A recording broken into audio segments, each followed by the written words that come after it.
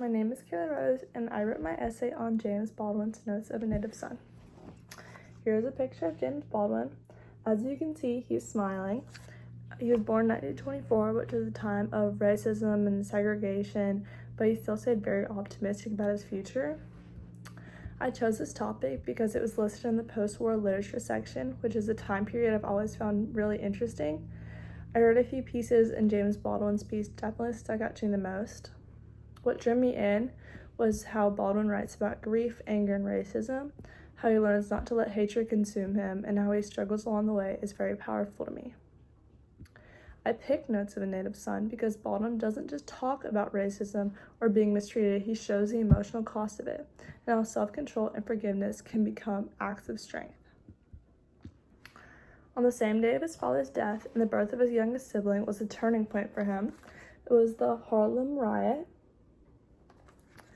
It was caused by a black soldier being shot by a white police officer, and this showed Baldwin how hate and injustice can consume people.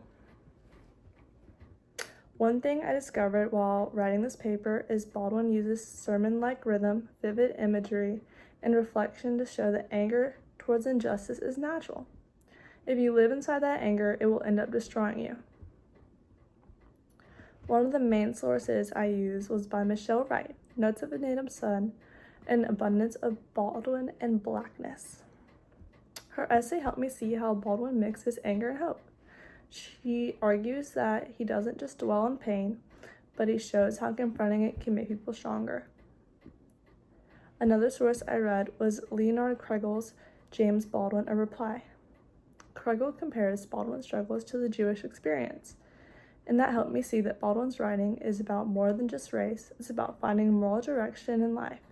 Kregel shows how Baldwin answers hate with understanding. My last significant source is Susan McWilliams, a political companion of James Baldwin, and explained that Baldwin believes that people need to learn how to handle anger and injustice in healthier ways. Rather than just letting it consume you, he thought discipline and compassion were key.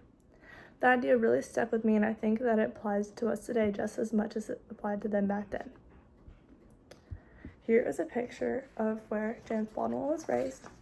He was raised in one of these apartments. It was a small apartment in Harlem, New York, so he was constantly around chaos with his not necessarily abusive father, but no one ever wanted him around. He was very negative, isolated, just angry. 9 siblings, so there was just chaos everywhere. And he was living in a city, so he was constantly around racism and poverty, which helped him understand both anger and compassion. Writing this paper has taught me that Baldwin turned his anger and pain into a deeper understanding. It showed me that when people face unfairness, holding on to hate only ends up hurting themselves more. Baldwin's story is relevant because it is about staying strong without letting the world's negativity change who you are. Overall, Notes of a Native Son reminds us that real strength comes from staying calm and compassionate, especially when things feel unfair. Baldwin shows that forgiveness and understanding take more courage than hate ever will.